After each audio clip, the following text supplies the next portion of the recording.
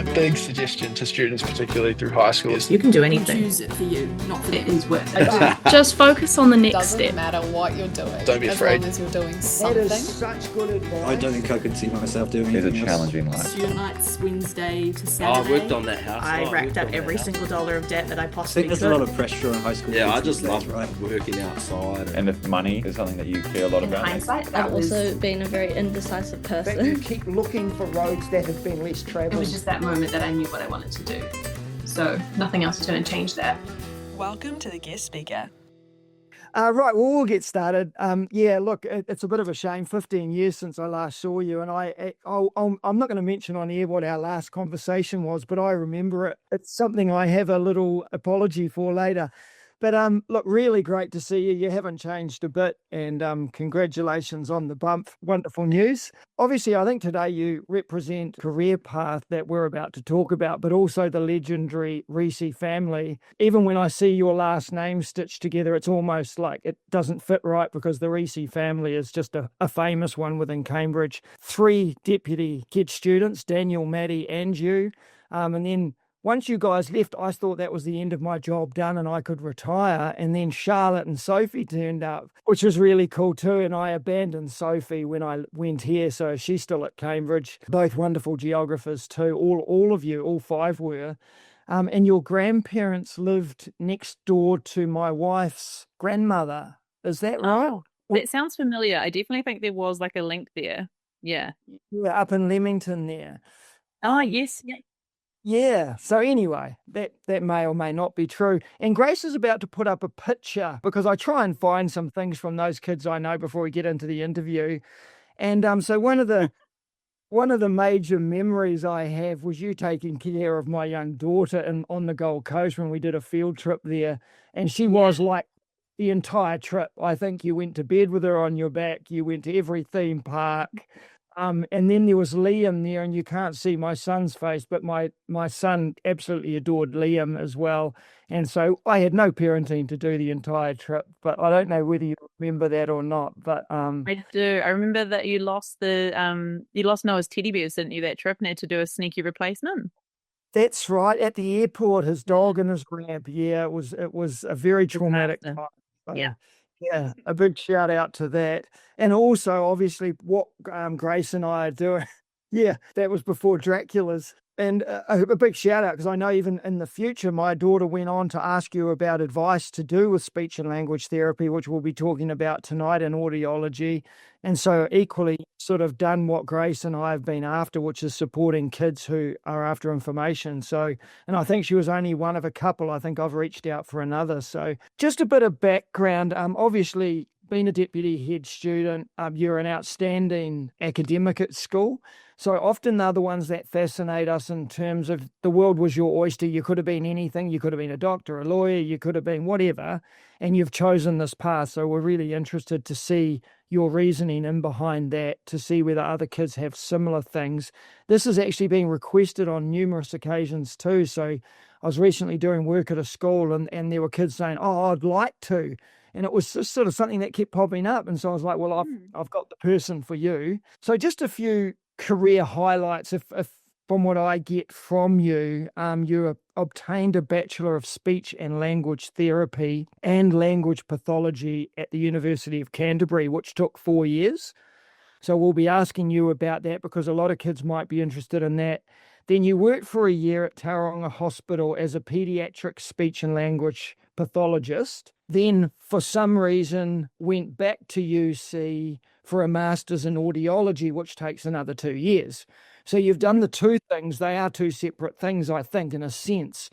We can talk to you about those who want to be speech and language therapists and those who want to do audiology. When I Google this stuff, and this is what I'm interested in, because this is what a lot of kids would do, they'd Google it, and I want to know how accurate this is from you or your experience.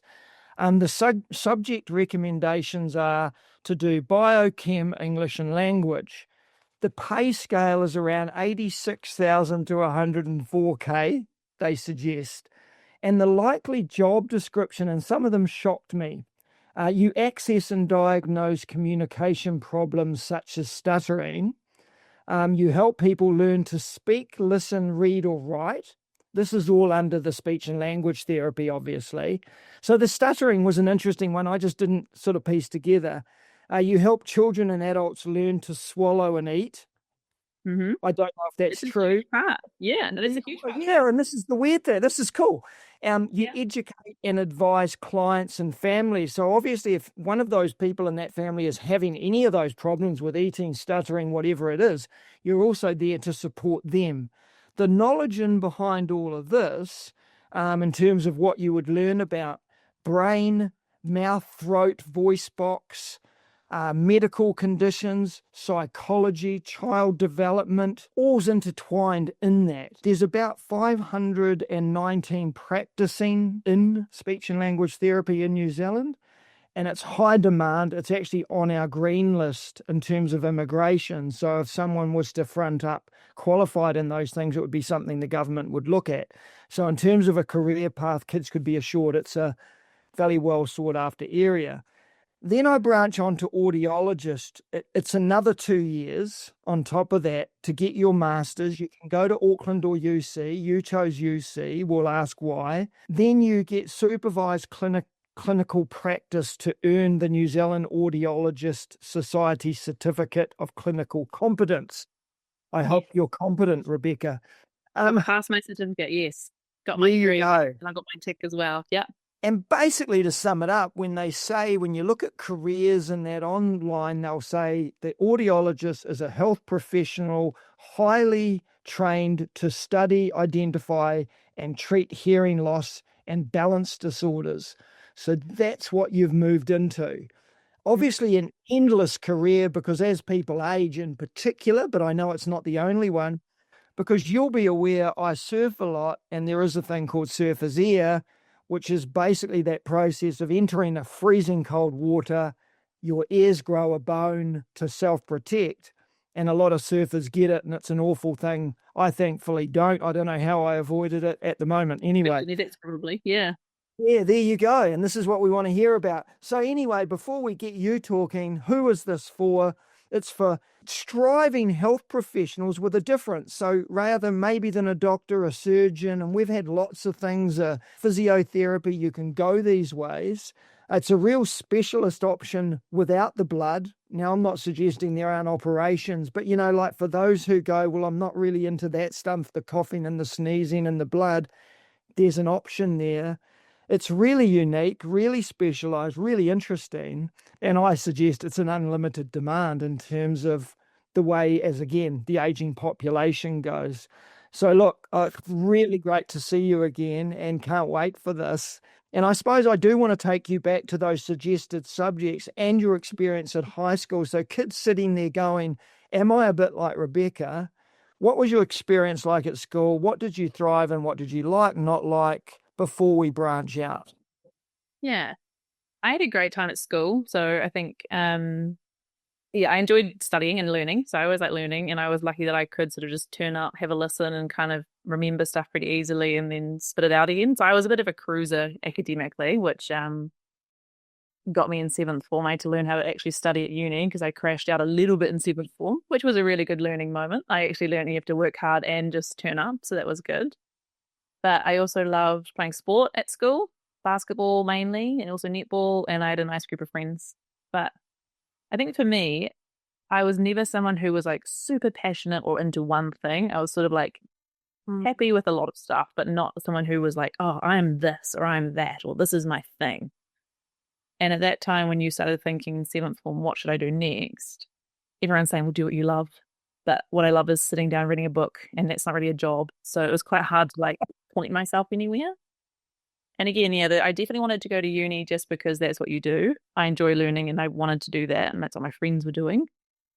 But the what to do at uni part was like really stressful for me. I think most of 7th form was just spent sort of agonizing over like, what's my next step? And it was actually really hard.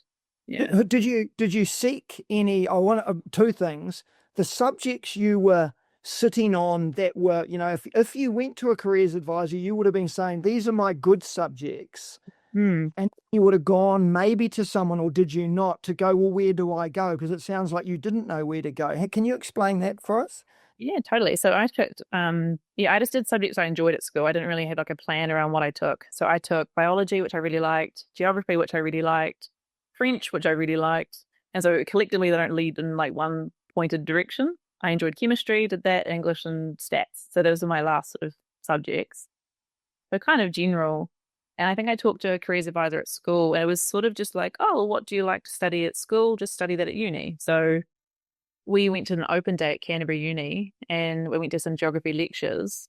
And I think that's when I realized I don't think I like geography. I think I like the way geography is taught at my school. You know, it's actually not about the subject. It's about, I've heard that presented things. Yeah, I've heard that again. Like the reality of a job as a geographer in the wild is a lot of just like soil inspection and stuff, which isn't quite as like captivating as these big discussions that we have in class. We've heard the opposite too, Rebecca, which is really interesting. I've hated maths at school, but once they've used it in a practical sense, they've actually got really good at it. And so I think this is a really good message that you're right. If there's a personality at school and they're the drama teacher or the geography teacher, whatever it is, always go to the open days and always get that experience, because you do it now about the subject. I think it's a really important thing you're touching on. Especially maths. Like maths is a foundation for so many things. And you think a degree like speech and language therapy, you need to be good at English. But actually, if you've got a maths brain or a science brain, you're going to do so much better, because it's those principles of like logic and reasoning and those things that we get from maths that actually matter so much more than like, you know, can you interpret a poem or something, which is very little of what you do in the real world. Maths is huge. Yeah. Okay, so you're sitting at UC, you've gone for a visit. This is another thing I'd really encourage things to do. If you're going tertiary study, get to an open day. I think that's becoming really clear to us. And yeah, so how else did that experience go for you? Like you went to a geo lecture, thought no? Yeah, pretty much. I think I chose to go to a Canterbury open day because my older brother was there and he was having a good time. When you go through the list of all your, degree or university options, Auckland and Hamilton just felt too close to home. Didn't really want to go there. Victoria was definitely on my list for somewhere interesting to go, and Canterbury. So we sort of planned to go to both unis to do open days and look around and get the feel. And Dunedin was just too far, too cold. I didn't want to do medicine, didn't appeal, so that was easy. But then, listened to a few lectures, looked at some halls, and got the vibe that, okay, I want to study something, but I want to study it there. So that was cool. And for me, I actually found speech and language therapy in like a really boring way. I was just going through the Canterbury Uni prospectus, which is their big booklet, which literally says these are all the degrees and papers we offer, and just like rifling through. And I just like saw speech and language therapy and read the blurb and was like, that sounds like a bit of me. And that's the whole thing.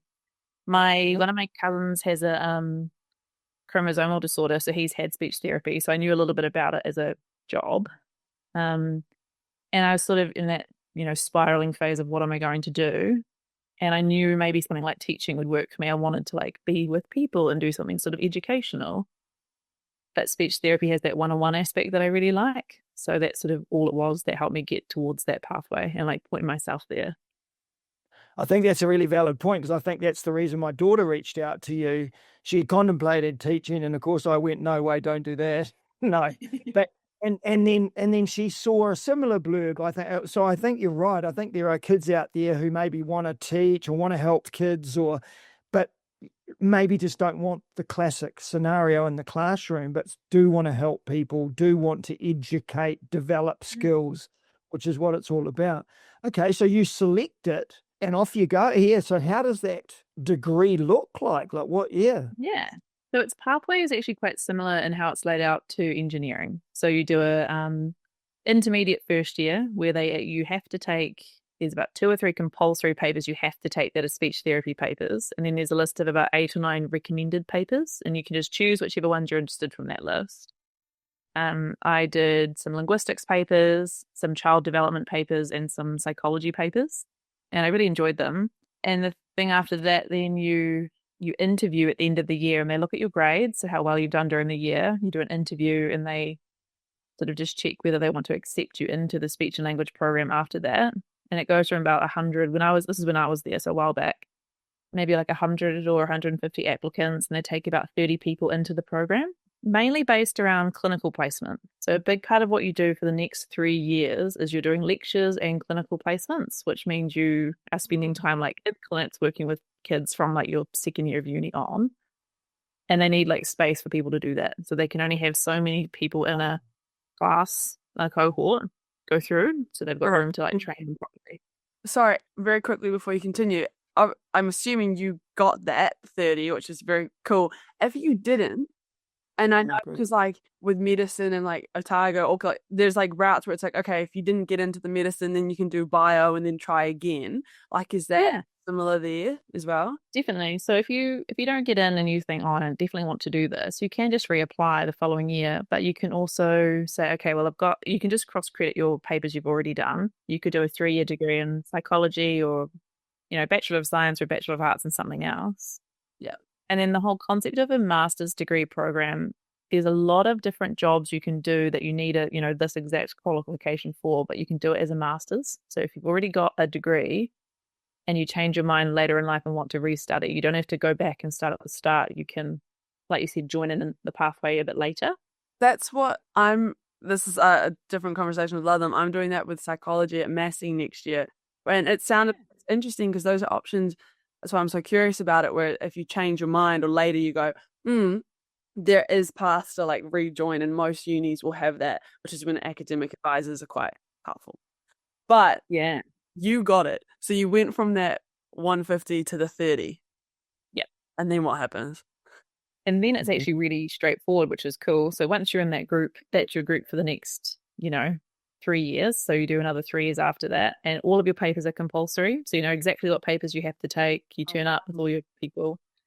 And you basically just go through. So there's one whole paper's on fluency, which is stuttering. One whole paper's on disorders like cerebral palsy and things like that. A whole paper is dedicated to swallowing. And then a whole paper is dedicated to like something else. And you're just going through and learning all the different aspects of what your job is. And you have clinical placements. So you may do 6 weeks working with kids in this school, or people in a special school, or on the stroke ward at the local hospital, or things like that. And you're getting graded and marked on your clinical skills as well as academically, just, turning up and doing exams and doing papers.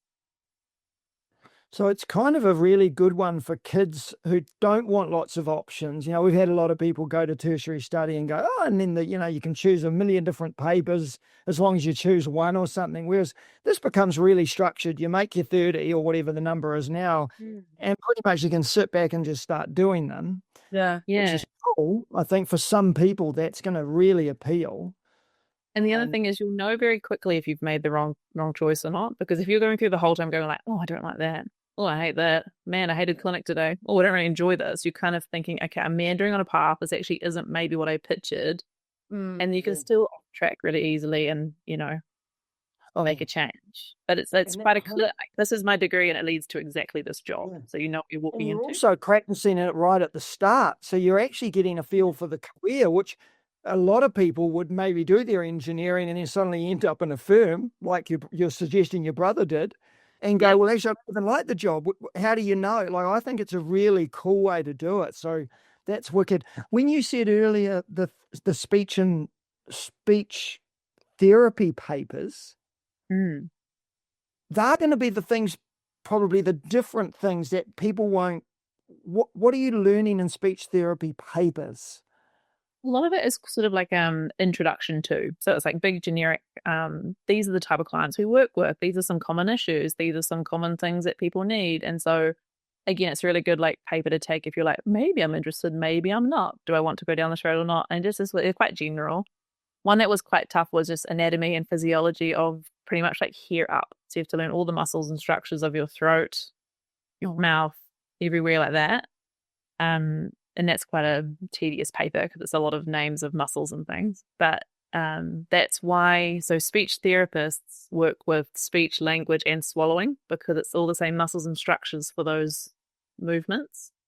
So the main way we talk about that is if you have like a baby born with a cleft palate and so they need help feeding, your speech therapist is the person who helps with that. If you have a stroke and you go to hospital a speech therapist does an assessment to check if it's safe for you to eat or drink without it going straight into your lungs. And so that's the person who goes and does those assessments. And it was sort of, I think, just something that got lumped into our job way back in whatever, 1950s or something, because it's the same area. So could there be like a naming issue? Like, if that is a big part of what we do, does speech and language sometimes send people down this, like, I'm picturing, like purely just how you talk and the speech impediments, but like, could there be not that we're going to rename it, but like, something more accurate to say it's like, I don't know, the throat muscles or something? Yeah, and I think as well, there's been lots of chat around, is it a separate degree entirely, because it is really specialized and you don't tend to do both. You're not working in schools with kids who don't speak well and also in a hospital with adults who have swallowing problems. It's quite a intense workload. But it's the same way, like a physio, you think physio is someone who like follows the All Blacks around and helps with like a busted knee. But physio do so much work with like chest, like lungs and chest in hospitals with people with breathing problems. Yeah, that's like people end up working in that field, but you would never think of it to start. Well, even with that physio route, like there's occupational therapy and then like physical therapy. There's like athlete therapy. Like again, that's broken down. So maybe it's lumped bigger, but then when you actually get into it, is there? You have many paths as you get into it. Same as engineering or being a lawyer. You could ask a lawyer like, "Oh, can you help me with this friend who's breaking up or needs a divorce?" And they're like, no, I do immigration law. Like, no, I do this law. It's very like everything's very fragmented once you actually get into your area of specialty. But you'll tend to maybe know someone who like you're in that space. You go same with the lawyer. Like, I don't do houses, but I know this person who does it, so they can point you in that direction. How fascinating. Yeah. So, Rebecca, can you tell me how would someone access a speech and language therapist? I have a young child, and I think there's something. Is it part of our health system? Is it an ACC thing? Is it Can you tell us how you end up with, or someone ends up with work on their table? Yeah. So in New Zealand, it's mainly public. There is some private work, but it's not as big an industry as some other industries. And so in the public system, there's sort of two strands. One is like acute stuff, which is like a hospital. So if you had a stroke, you turn up to hospital, there'll be speech therapists working in hospitals and they see people who need to be seen in that setting, mainly for swallowing problems. But again, stroke, speech disorders after that, helping people with their language once they've had something like that happen. But the other way would be a referral from someone like your GP or your kid's teacher or their kindy teacher, someone like that, saying, hey, this 2-year-old should be talking. They're not. We want you to be assessed by a speech therapist through the Ministry of Education. So that's the biggest employer of speech therapists, is the Ministry of Education. And it's a bit tricky as well. So there is a lot of need for speech therapists, but actually jobs, like when I left university, I took about 4 or 5 months for me to get a job, and I was applying for every single job that came up, just because you've only got two main employers, a DHB or Ministry of Ed, government funded. So it's not like they're like, yeah, there's space, come along. Someone has to go on maternity leave and you fill their space, or there has to be some sort of changeover for you to fill that role. And so actually it is a bit, it can take a while to get into your first role. And then from there, you're pretty sorted. Yeah. Okay. I've got a funny one, because before I contacted you, I just want to give an example of one, because it's not just children, is it? Like, adults develop poor behaviors. I have one. I don't finish sentences. Mm-hmm. So if you listen to some of the interviews we've done, and I re-listen to them, and Grace publishes them, and I can tell when obviously I feel my mind is so far ahead of myself, and I get to a point and I don't finish and I jump, and I think people understand what I was going to say, but I don't say it. Is that a common thing? Because it's something now that plays on my mind, because someone raised it to me and said, why don't you finish sentences? And I'm like, and I must have done it all the time in the class, but people accepted it was the way I talked. Anyway, is that a thing? Yeah, I'd say so. I think it all falls into as well. It's the idea of like neurodivergence, right? We've got our neurotypical people and people who are a bit neurodivergent. And so if you're a neurotypical speaker, there's lots of stuff we all do that is, we say we say we pause, we say like our filler sentences, and the person listening isn't worried about that because they're ignoring those fillers and just focusing on the content. And same with you. If you're dropping off sentences, most of us are following along and we can roll with that. But maybe someone whose brain works differently might be like, hang on, that didn't make sense. What did you do? And they'll get upset by that. But yeah. And it's really good. We did a cool linguistics paper and they said, like, communication, the point is to get your point across. If you've done that, it doesn't matter if you said which or which. Like, it's not, people who get hung up on that sort of stuff are actually there. It's them with the problem. It's not the person who communicated it differently. As long as your point is expressed, you've achieved your job. So it's your problem, Grace. No, yeah, no, but it is interesting, Rebecca, because I'm in the Netherlands and I'm learning Dutch and trying to speak it. But to your point, speech impediments, like in English, or if someone's saying a lot, my brain naturally filters it out. I haven't studied it, but I can follow. Whereas in Dutch, if someone's speaking and they've got the same or even a lesser or speech or something, I really struggle because the sentence structure is different and all that communication, my brain isn't filtering it out. So I'm getting really stuck on it because I'm like, that's not, it's not computing the same way, like you said with Ludlam, people kind of, the message is received and sent. When you're speaking different languages, literally, you can't naturally do that. Your brain's not that way. That's so fascinating. Yeah, it's cool. Yeah. Okay, so what, 2010, Rebecca, you left school, yeah? Mhm. 4 years you're at UC studying speech and language therapy, and you've also touched on some of the work. You do about a year's work at Tauranga, is that right? Yeah, so I had a So just how did maternity that leave. go on? What were the main highlights or frustrations before you then tell us why did you decide to do something different? So yeah. So I got my job, it took a couple of months, and then I got employed and I was doing a parental leave cover for a therapist who worked there. So she was going to be away for about a year, and that's great. You start in and then you hopefully find something else after that.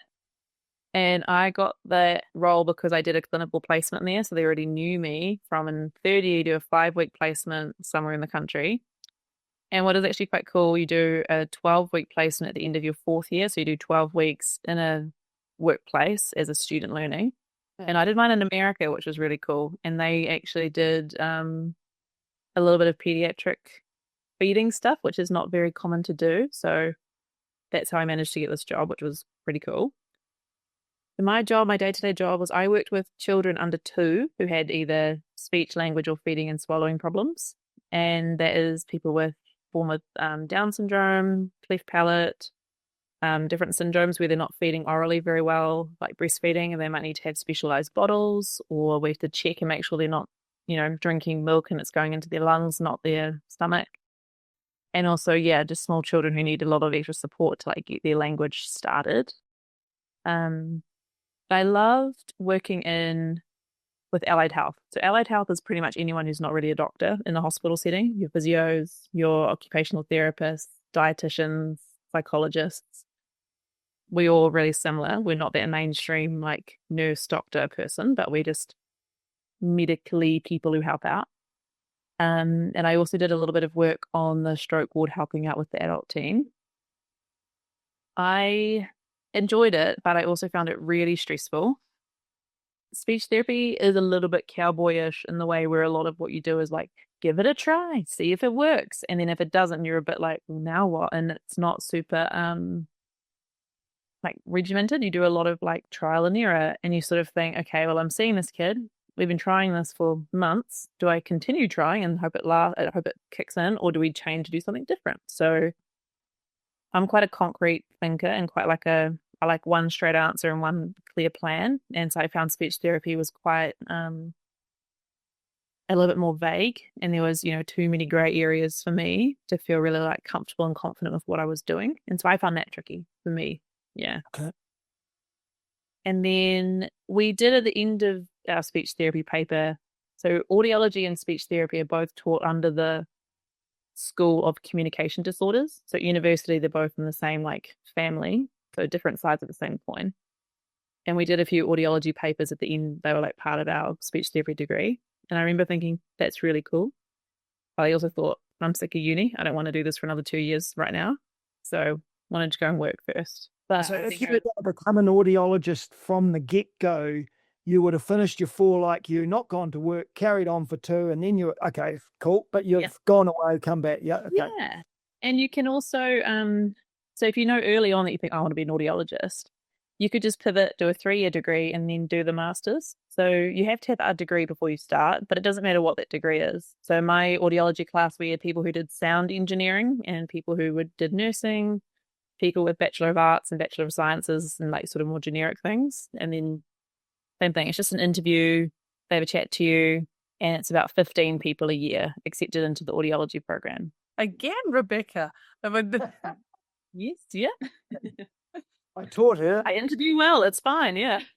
But I think as well for me, audiology, I liked, it's just the things that they keep with speech therapy, working with people one-on-one, doing something helpful and practical and sort of educational, but it's so concrete. It's literally like, here is the one test we do. This is your hearing level. This is what we recommend. Now you can hear well. This is a great outcome. Like, it's quite straightforward. Okay. Yeah. So I think it might not be a misconception, is exactly what you just said. Audiology is old people go for hearing tests, whereas your speech and language was a multitude of swallowing, breathing, etc. Is that true what I said, or is it more diverse? A little bit. You're either working in the hospital setting again, and this is where we see children. So hearing loss is the highest cause of like a childhood, like birth, we say defect, but that sounds like a horrible word, like a birth issue that could come up, is that you're born with a bit of hearing loss. Really common. More common than people realize, because we do a really good job of getting in early and helping these kids when they're really young. So your kids probably were too old. If you're born after 2007, you would have had a newborn hearing test. So you're like born and like straight away they're like, how's your hearing? Like they test you as soon as you're born. So we're catching kids really young. So if you're a pediatric audiologist, you work in a hospital, the government completely fund all of their hearing treatments. So hearing aids or cochlear implants to get these kids hearing well so they can do really well at school and go on to like just be pretty typical. The flip side is, as we get older, it's like our eyes, everyone's ears tend to break down a bit. And so when you get to about 50 on, you want to start thinking about your hearing. And that's the private industry. So the government give everyone a little bit of money towards hearing aids, but not heaps. And by then it's just public, private, you just have to go out and get yourself some hearing aids from a company like I work for Audiology. And we do your assessment, and it's just old people, hearing loss, hearing test, hearing aids. Good job, Trevor. Well done. Yeah. Yeah. If they weren't doing it early, or you missed those early tests in kids, what signs would we see? Because I've heard teachers say, I don't think they can hear me, or the kid says, like, I can't see the board. I can't hear everything you say, which either is because I'm not finishing sentences or they genuinely can't. So, yeah, what would that, what's the word? What would that come out as? It's simple. So, yeah, like a presentation of someone a bit older. So it can be that we can miss it. So kids just don't get screened, or they have a hearing loss that doesn't show up straight away at birth, but it develops when they're 4 or 5 or 6. All kids have glue ear. So that's when it's not like a proper hearing loss, but your ear is just constantly having infections, so you don't hear well. The main one is their speech. So the output's going to sound a bit different. So you might know a kid who sounds a bit slushy, slurry, mumbly, and you think, oh, it's not very clear. And it will be that they don't follow instructions well, but they also just miss sounds. So they've got the TV loud or whatever they're doing. They're kind of stomping around the house. They're noisy kids. And in a classroom setting, they might just miss things. But the other thing, have you heard of auditory processing disorder, Mr. Ludlam? No. I'm going to say yes, but no. It's basically in the same family of like dyslexia and dyscalculia and those things, where it's not that they can't hear, but some people are really good at, the TV can be on and they're having a chat to their mum and they can block out the TV and focus on their mum, no problem. And other people, if the TV's on and mum's chatting, it just comes into their brain like a big mush and they don't know how to like filter and block. So if they're in a noisy classroom and the teacher's giving instructions, or they're by the window that's open and someone's mowing the lawns outside, it's just the information's coming in and it's not staying focused. Yeah. So that's another thing that's, we know about it. It's really, really interesting hearing you talk, because there's so many examples as you're going. I'm like I had a cousin who, when she was very young, I don't know what it was, but it was like water in the ear or something. And the reason she was older, like 1 or something, but she wasn't speaking, or she just kind of was a bit mute because she wasn't hearing. So she was making noises because that's what she, like you're saying, that's what was coming in. And then someone did an assessment and was like, oh, this kid can't hear, took it out. And within, I think, 2 weeks, she was speaking. And it was really fascinating because it says, oh, she's just hearing, blah, blah, blah, so she's giving out, blah, blah, blah. Yeah. And it was that immediate. But then also what you just said about the senses coming in, I'm sure we've all had someone where, like, I like having music on while I'm working, and I had a friend who was like, can you turn that off? Like, they needed silence. And for me, like, oh, I need the noise to help me focus or something. But all of that hearing interacts with our day-to-day all the time. And even though there's a lot of older people, as you mentioned, have you noticed a trend or anything with the amount of like headphone use and blasting? Because that's what everyone says, you're going to ruin your ears. But has that come through with a bit of a younger skew? A little bit. So it's more that there was a phase when music was super loud, but now the technology's improved, so it's got limiting on things, which is good. It's more so that people are more open to fixing a problem that shows up. Like that generation of people who are like, oh, my leg has to fall off before I'll see a doctor. Like they're sort of drifting off. Yeah. And now people are in their 40s, in their 50s, and they're coming in and saying, I'm not hearing that well at work. What can I do? Yeah, let's get a hearing aid and sort it out. And we're not worried about using technology or having things like hearing aids anymore. The clients who are the hardest to motivate to be like, hey, you should like do something about your hearing are the 85-year-olds, like my granddad. I don't want to seem old. And you're like, just sailed, but okay, that's fine. Like 40-year-olds and 50-year-olds are way more accepting of there's an issue, I need to fix it, let's move on, instead of it being this big bias and this big, issue. Like people, used to hate the idea of wearing glasses, that you would get bullied or it made you look weird. And that's completely sort of, faded off a bit. Yeah. And hearing aids are doing that too. They're just tech now. They're not actually as, a big sign of a big deficiency as it used to be. Yeah. Yeah, that stigma is a really important one to discuss. I think it is. I mean, there's some really good ads out there, but the young girl who's got them has beautiful hair like you two, and you can't see the hearing aid. Someone like me, it's going to be plainly obvious. And I must admit, it's a hard thing. Whereas putting in some kids' headphones, you'd be like, well, maybe I'll look semi-cool. There is an issue with it is not definitely look old. Yeah. And it has to be that the benefit outweighs that problem. So that's a big part of our job so audiology is a weird job because we came into it being like, I want to help people hear and I want to improve people's lives. But then you end up sort of in a sales role where you're actually like, here's these devices. What would you like to spend? And what would you like? And so you're sort of doing this weird hybrid role and you're working for a private company that's driven by profit, but you're personally driven by, more altruistic things. So it is a bit of a funny line to walk. It helps if you know that they're doing a good job and you know that your wife's going to be happy, the TV will come down, you're going to enjoy your work more. These are going to help. It does help. And also it's really easy to do a trial. So we put them in, we show you in the mirror, you go outside and try them. And then you can even take them home for a week or two and try them out and be like, yeah, they're helpful, I need them. And then you're a bit more into it. Yeah, it's just that first barrier. Getting people to come in and try them is the hardest part. And once they're in, they're actually like, oh yeah, should have done this 5 years ago. Yeah. So in terms of an audiologist, you walk in, you have an office or the only thing I can picture is like walking into the dentist. You've got a room with stuff, testing stuff, and which I'll ask you to talk about.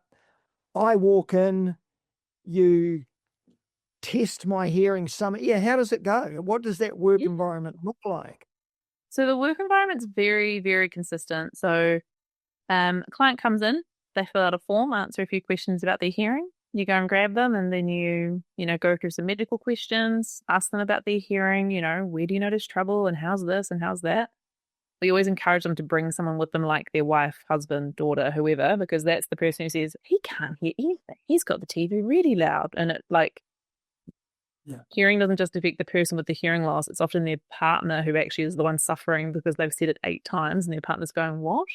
What? And yeah, we also I feel like we do a bit of couples counseling as a side hustle because it's, a big part of the hearing loss. Yeah. And then when you test your hearing, it takes about 15 minutes. We show you the results. we set hearing aids up based on your hearing loss, and we put them in your ears, and then we chat for a bit while we do the next steps. And then that's often we're like, how's that sounding? And they go, yep, that's pretty clear. That's a lot better. Or they say, don't really notice the difference. My hearing's not that bad to really need them just yet, and that's fine. And we go from there. We talk about which government funding we can apply for, because things like ACC exist. If you're a panel beater for 30 years, the government might pay for your hearing aids. If you were a veteran, if you were in Vietnam or something, the government might pay for your hearing aids. And then we make some decisions about which ones you might want, and then we set them up for you. This might sound dumb. What does a hearing aid actually do? Because it's not replaying it louder, is it? What does a hearing aid technically do? So basically, when you lose hearing, it's not that everything gets quieter. The first sign is generally that things get more muffled and mumbled. We lose our high-pitched hearing, and that's where we get clarity from. So your clarity goes down. A hearing aid just sort of rebalances things to make the sound clearer and sharper again. And so whatever frequency you're down, the hearing aid picks it up and makes it balance out to where it should be. And that's where all the technology really sits. And it's basically, our ears are tiny. It's about 3 centimeters into your head, and it's minuscule. So we can't do surgery to fix it. We can't do anything but pump noise in with a microphone strapped to your head. That's all we're doing. We can't even study the ear that well, because we can only do it once someone's died, and we can then burrow in and see what the ear's like. And by that point, there's nothing active happening for us to see. So there's still a lot of like theory and guesswork around the balance and the tinnitus side, but the actual hearing is just about rebalancing the right amount of noise for each type of sound, each pitch. How many other conditions emerge, like I said, surface ear? Yeah. How many other things are there like that, or is that one of the common? Do you see that sort of thing? An old surfer walks in and you go, oh.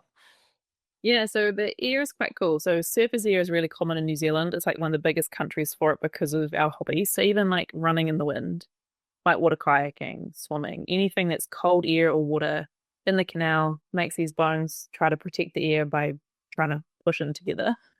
And they just leave it until it becomes a problem, because the only solution is to like drill it out, which is not very pleasant. And the skin in our ear is really unique, so you don't want to mess with it if you can leave it, because the way it grows and the way it forms is different to any other part of the body. So they're quite careful when they interact with our ears, because this is a little cul-de-sac, so it's quite special. There's lots of little things. A big one that people don't know about is it's not uncommon to have a sudden permanent hearing loss, where your ear might just go bleh and just stop working. And if that happens, you need to see your GP within about 2 or 3 days, take some steroids, and hopefully it will pick back up, but it may not. So there's a few things like that we have to be really like, how does that, sorry, because my alarm is like, what can I do to not have that? What causes that? You don't. No, it's just there. Again, we don't know why. I think it's to do with the fluid in our ear. There's fluid tucked in the main part of our ear, and if that drops or something changes in that, it's like a fish tank. It's got a really specialized like chemical makeup of what is inside that fluid, and if something changes the balance in there, the ear just goes, well, I'm dead then, I guess, and just gives up. Dramatic. Air travel, Grace. Yeah. Well, it is interesting you say that, because this is dramatic, but this is how I describe it. I burst my eardrum, or perforated my eardrum about 2.5 years ago. This one, and it still gives me trouble. And it really freaked me out, because you said it wasn't the sudden drop. It was like a robot ear, where everything coming through this side was like distorted. Yeah, and it was because I was sick, and I did what I like, when you go to block your nose and breathe out, because I was sick. And someone was like, don't do that, it'll ruin you. And I was like, whatever. And I did, and I remember the moment, and it hurt like so bad, and immediately went, and I had to go eventually to the doctor. Eventually, so it's not just old people, it's young people too. And they gave me, I think it was like steroids and antibiotics and all this. And it took about a year before it was right, because the ear is so, that's what I'm just really interested in, is it's so sensitive, and it's a bit scary how sensitive it really is. Yeah. And it's one of those things, it's not like life-threatening, but it is hugely the impact on your quality of life when your hearing changes is like really, really massive. So it actually is really important part of the body, even though it's not a very like life-threatening part of the body. It's part of the senses. Like it's Yeah. really understated, and it's even how you interact. Like how you said, it's either their spouse or their friend who you want to come with them to the appointment because they might not notice, but you're actually irritating potentially the people around you because they've called out to you 10 times and you only heard them the last time. So, and that's going back to when you first started studying. You said you took some psychology papers. I think that's really interesting how that factors into the stigma and the communicating and being really sensitive to people who are older and don't want to accept that maybe this is a step in aging. There's a lot of that psychological factors that you're having to consider in your job as well, and how you deliver the news to people. Yeah. We do a bit of like I think every workplace does it like personality testing stuff where you do it to yourself to be like what type of person and my are these 4 criteria, and then they also want you to try to think about that when you see a client and quickly put them in like one of these boxes to be like, this is, you know, this person's coming from this sort of angle so that you know how to change your approach to be sort of match them. Like when you're giving someone an information, someone might ask a million detailed questions, or they just want you to cut straight to what we're going to do about it. Or they might want to wait and talk to their husband a bit more in detail and then come back to see you a week later when they've had some processing time. And that's what I like. Like it is it can be thought of as like quite repetitive job because literally same test, here's your options, pick an option, next person. But those little things that you do differently for each person who comes in for me is really like motivating. Really cool. Being a mum, Rebecca, are you going to be one of these kids where your kids are running around at the local pool with earmuffs on, or if dad's out the back mowing the lawns, that the kids have to have the earmuffs on too? Because I mock, but my dad can't hear a thing because he was a builder, and they never, I mean, they never wore sunscreen. They were on the roof all day and they hammered away. And I was probably in the next generation where I used them only if it was a chainsaw, but not with a lot of other stuff. Whereas I do see people now just with a little gentle lawnmower with them on, and I'm like, well, that's pretty impressive. So there is this knowledge in behind, and I don't know where you get taught this because it's not a public campaign that I can see on TV going, you know, like put a seatbelt on, similarly protect your ears, they're precious. So is that something you've noticed? Or it's more prominent. Like so my daughter's also called Grace, great name. And so she's a real rule follower. She's just my daughter to a T. She Dada, put your earmuffs on. Like if we're outside doing anything, she's like got them and we're like, we're just sanding, like it's okay, this is not a noisy job. And she's like, I'd feel better if you wore these. And she's got her own little ones. And so, same thing. We'll be weeding. And she's like, I'll go get my earmuffs, eh? And we're like, oh, you haven't quite got the idea of what they're for, but that's cool. Yeah, I mean, we growing up, it was always if you're mowing the lawns, earmuffs on. And if dad's chainsawing, we all had to have our earmuffs on around him and things. I think it's becoming more popular. And it is the idea of, I think it comes from people having that experience of like, oh my God, talking to granddad is horrendous. Let's not do that. So we're learning from previous generations' damage. Yeah. And it is, once you lose it, you can't get it back. So the way the ear works, it's not a muscle that needs to be strengthened or anything. It's little tiny hair cells that move. And once they crumple up and die, they're gone. There's no recovery. So once your hearing drops, you can't get it back. So you do want to look after it as much as you can. Can I ask what sort of money people will earn in this career, Rebecca? 200, 150K, I heard. Yeah, amazing. Tell me where they work. So speech therapy is generally working in a government department. So it is, like you're seeing in the newspapers right now, lots of like pay disagreements and this and that. So their pay is a lot more like staggered up and you grow based on what your pay scale is. I think a speech therapist should earn anywhere between, you might start around 60 and it might get up to like 100 max is sort of my impression from my friends who are still working in the industry. Audiology a bit higher purely because there's a big private industry, right? So we are earning money, people are buying hearing aids, there's more profit involved, so then they can pay us more. And again, we do a master's degree, so it's a more specialized job, so we you have to have been at uni longer, so your student loan's bigger, so that sort of reflects up in your pay as well. So I think the range would be closer to being between probably more like 80 to 150 max. But when you're in that higher end, it's because you're also doing like management and you're also doing other things. Not just a clinician who's turning up day in and day out. What's your because I know the last time I wrote an article about you was 2020, you were going to Canada We just sent Yeah. everyone we on the show went to Canada, so we've got to change that thing. But anyway, so what's your lifestyle like? I mean, you're a mum, you're still youthful, and so things are working for you from what I can see. So Yeah, it's the filter. I think that's really doing the good job. Yeah. So the Canada thing, unfortunately, we were set to go April 2020, and the government was like, nah, don't leave the country. So we never ended up going, which was a real shame. So we just moved to Whangarei instead, which is very similar, and got married and had kids instead, which is what most people my generation did. Just pivoted hard to the family thing instead of the travel thing. So again, I listened to Ben's story, and I was just a little bit like, sounds nice. It'll be great. Yeah. Some jobs lend themselves super well to family life, and it is a weird thing to factor into your future. But like, I was always someone who definitely wanted a family, wanted the kids. And being an audiologist, you just tell the clinic, I'd like to work 10 hours a week, 40 hours a week, 20 hours a week, these days, these hours, and your diary's open. You see clients during that time, and then you leave. So, like, I'm not thinking about work when I'm not there. I'm not checking my emails or worrying. I just rock up, do my job while I'm there, and then I leave. And that's pretty nice when you come home and you've got to get straight into Play-Doh and jump on the tramp and get into family life too. And so I just work 3 days a week, and it's a really nice balance right now with where I'm at with my family.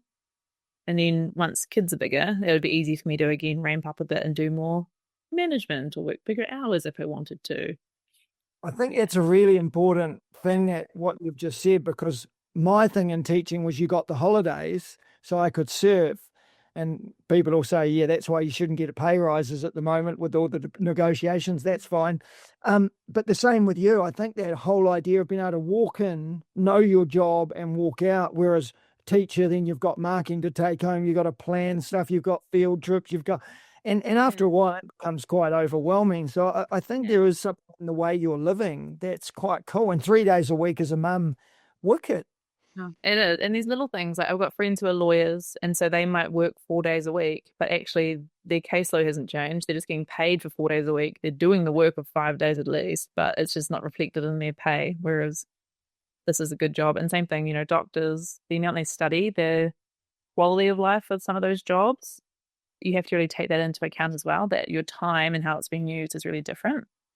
I also did, like one thing I thought about when I was thinking about like what do I want to chat about with this is like, it's knowing what you want to do is great, but also knowing what you definitely don't want to do is like equally as important, because that's a really good like steering post.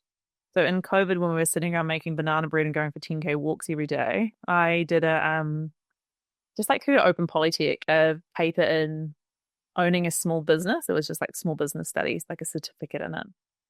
And part of it was me exploring the idea, like, do I want to try to open my own clinic? Do I want to try and branch out? And it was really cool. I enjoyed the paper. It was interesting. And it really solidified, like, absolutely not. I don't want to do that. I want to be an employee. I love it. I don't want to be in charge of my own company. I don't want to have to worry about all of these things and take my work home with me. I want to just turn up and do my job and go home again. Yeah. Huge. Yeah. Wicked. Yeah. Oh, look, that's wicked. So are you in Whangarei now? Yeah. We're up north. So I studied in Christchurch, met my partner, and then he is from Whangarei. So we've moved back up this way, been near family, and he works in the family business up here. Okay, sweet. Both jobs you can get around the whole country and easily, and you can work overseas pretty easily, which is cool. Okay. Just before Grace does her things, is if you're a kid in school and now you're listening to this and you go, actually, I quite like this idea, are there subjects, I mentioned them earlier, that you would say, look, probably, you know, put them on your timetable? You can do almost anything really, because you start in such a broad start. Like anyone can come to uni as long as you've got university entrance. You literally can turn up and take the Psych 101 papers. Like all the papers you have to take, there's no prerequisite to any of them. And having a bit of knowledge before isn't really going to change anything. It's more what you're interested in. Like if you've done bio at school and hated it, or you've done science at school and hated it, you're probably not going to enjoy the speech therapy stuff that much. Like you won't, like you do have to stick with what you actually found enjoyable, because it's pretty hard to stick to something that you listen to and you're switching off as they're talking. Like it's just not going to work. So it's more what are you interested in and what do you enjoy? as opposed to you have to get these marks at school or be good at this at school and then be good at that at university. Yeah, because again, I took random ones. All of mine were across the whole range. Yeah. And you've also touched on the whole personality of the job. It's helping people. It's the psychology of knowing how to treat someone. So it still has that healthcare side, but with the intelligence side. So you can't have no personality or be rude and obnoxious. No. Famously, someone in my class, so our lecturers are pretty ruthless. You do these clinical papers when you do a clinic and you're filmed and you have to go back and watch yourself. So that's when you catch things like the fact that you say and stuff or kind of thing after every sentence, and you have to like train yourself out of that. And this may not make the podcast, but it may. See how you edit it. But someone in my class was told, like, you don't have the personality for this job. You need to retrain because you won't be a good speech therapist, because this person was like bit abrasive, pretty abrupt, quite like direct, and probably again a little bit on the neurodivergent side. And she's now a very successful doctor, because that's who you want being a doctor, is those people who are very driven, very intense. They can be a bit odd and it's not a problem, because you just want them to sort your shit out at the hospital. Whereas speech therapy does a bit more connection and bonding and building rapport and all of that sort of thing. Yeah. So your lecturers will tell you if it's not going to suit. Well, they've been in the industry, right? And that's even like we had one of the medical students saying at first, like, she thought surgery, but then through doing like placements, realized that surgeons don't really get to have that much of a connection. They come in, they maybe talk to you pre and post once or twice, but they actually wanted more of the connection, so they've gone into a different field so they could do that. So that is really interesting once you get either the lecturers or the placements, that you start to realize those degrees of connection that you're going to have. Yeah, and some things people value higher than others. Like, I really like my job being helpful, but also I don't want to see the same person every week for 6 years. I want to see you 3 or 4 times and then be like, see ya, that was great. I want to see lots of people and be busy, but I don't want to like have these really long, drawn out client relationships. Yeah. It is, and then I'll ask two sign-off questions, but you had mentioned briefly, like, when it is private, there's a bit of that sales element. Do you, or would it ever be structured that it's based on like how many sales you do or commission? Because yes, you want to give them the product, but you also want to sell the product. So how does that factor in? Well, it's good in New Zealand where you've only got so many options. So most people, you get $1,000 from the government to put towards your hearing aids just for being a New Zealander over 18. So that's available to everyone. Yeah. And then after that, there's a range of options starting at like a certain like lower price up to a higher price. And you just basically present them, talk to the Tell us client. those prices, Rebecca. We're all getting for us, I will, because it's fine. This is what they truly are. So like an entry pair of hearing aids, you might pay about $2,000 and they'll last for about 6 years. And a high-tech pair, you might pay more like $8,000, same thing, about 6 years worth. So people's budgets already, it's pretty set. If you're a pensioner, you can go to work and income and they'll take that off your pension slowly over time. If you summer in Europe every year, you may be like happy to go straight for the $8,000 ones. And it's just, you know what your budget is. Wow. And what they do is a little bit different. So the tech improves as you go higher, different things change. But we just basically have to present your options and you tell us what is appropriate for you.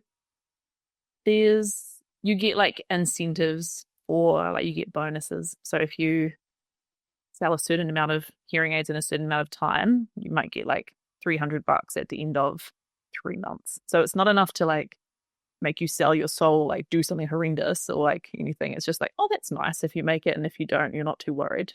Yeah. Okay. It's more as well that they're like, if someone has a hearing loss and you've seen them and you say, oh, just turn the TV up a bit, you'll be fine. Like, you're not actually doing a very good job of helping that person hear better. Like, you should be helping these people with wearing hearing aids. Yeah. Fascinating.